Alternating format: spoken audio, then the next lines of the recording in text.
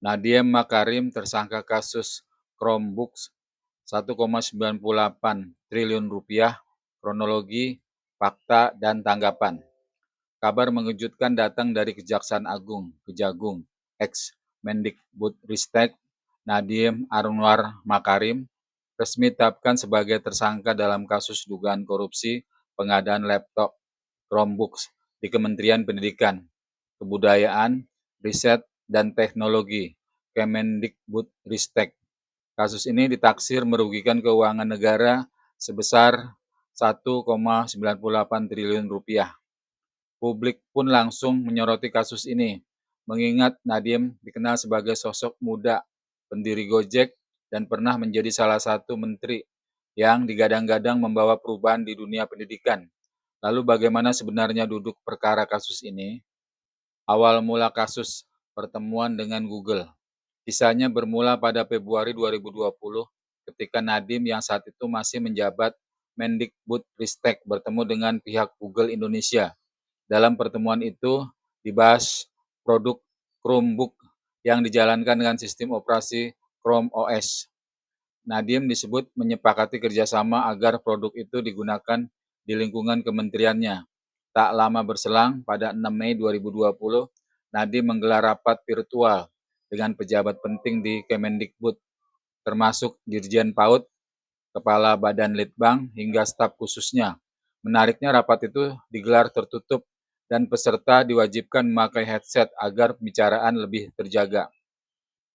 Dalam pertemuan itu diputuskan bahwa proyek pengadaan perangkat TIK, Teknologi Informasi dan Komunikasi, akan menggunakan Chromebook, meski saat itu pengadaan resmi belum dimulai. Mengunci spesifikasi jalan menuju pengadaan. Langkah berikutnya yang menimbulkan kecurigaan adalah ketika Direktur Sekolah Dasar dan SMP Kemendikbudristek saat itu, yakni Sri Wahyuningsih dan Mulyatsyah, menyusun petunjuk teknis pengadaan dengan spesifikasi yang langsung mengunci ke Chrome OS. Tak berhenti di situ. Pada Februari 2021, Nadiem menandatangani Permendikbud nomor 5 tahun 2021 tentang petunjuk operasional dana alokasi khusus DAK fisik bidang pendidikan, dan lampirannya kembali disebutkan bahwa perangkat yang dipakai adalah berbasis Chrome OS. Langkah-langkah tersebut menurut penyidik Kejagung mengarah pada indikasi bahwa pengadaan sudah diarahkan sejak awal kepada produk tertentu. Program digitalisasi pendidikan. Di atas kertas, program digitalisasi pendidikan memang terdengar ambisius. Pemerintah menyiapkan 1,2 juta unit laptop untuk sekolah-sekolah di seluruh Indonesia, termasuk daerah 3T, terluar, terdepan, dan tertinggal. Anggarannya pun fantastis, mencapai 9,3 triliun rupiah. Namun masalah muncul. Chromebook yang dipilih ternyata memiliki banyak kelemahan, terutama di wilayah 3T. Perangkat ini membutuhkan akses internet yang stabil agar bisa berfungsi maksimal. Akibatnya banyak sekolah yang kesulitan memanfaatkannya. Lebih jauh menurut Kejagung, harga pengadaan juga tidak sesuai. Dari sinilah muncul dugaan kerugian negara hingga 1,98 triliun rupiah. Para tersangka yang sudah ditahan. Sebelum Nadiem, Kejagung lebih dulu menetapkan 4 tersangka lain. 1. Mulyatsah, Direktur SMP Kemendikbudristek 2020-2021. 2. Sri Wahyuningsih, Direktur Sekolah Dasar Kemendikbudristek 2020-2021. 3. Juristan, mantan staf khusus Mendikbudristek. 4.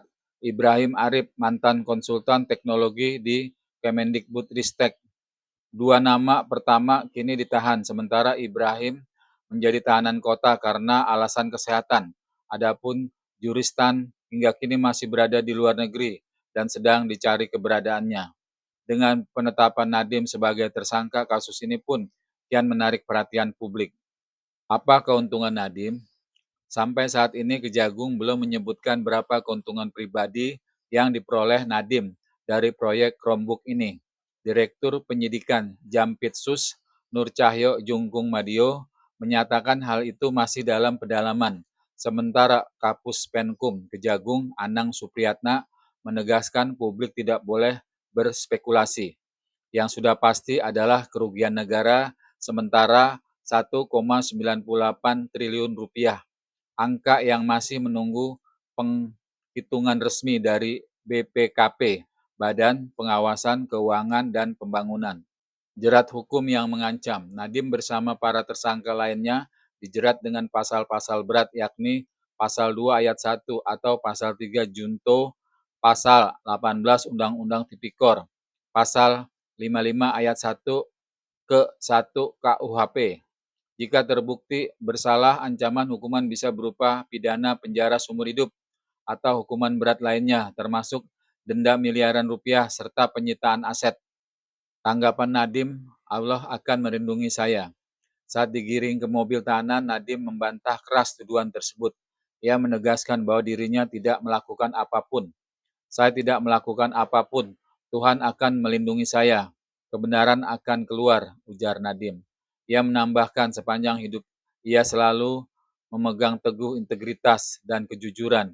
Bahkan ia menyampaikan pesan khusus kepada keluarga dan keempat anak balitanya agar tetap kuat menghadapi cobaan ini.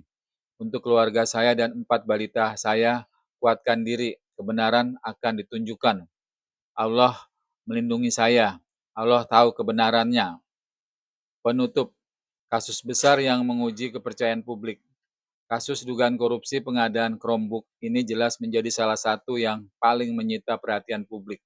Bukan hanya karena nilai kerugian yang sangat besar, tapi juga karena melibatkan sosok Nadiem Makarim, mantan menteri muda yang pernah dielu-elukan.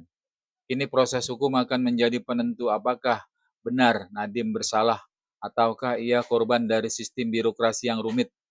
Yang jelas masyarakat berharap agar kasus ini diusut secara transparan dan adil demi menjaga kepercayaan publik terhadap upaya pemberantasan korupsi di Indonesia.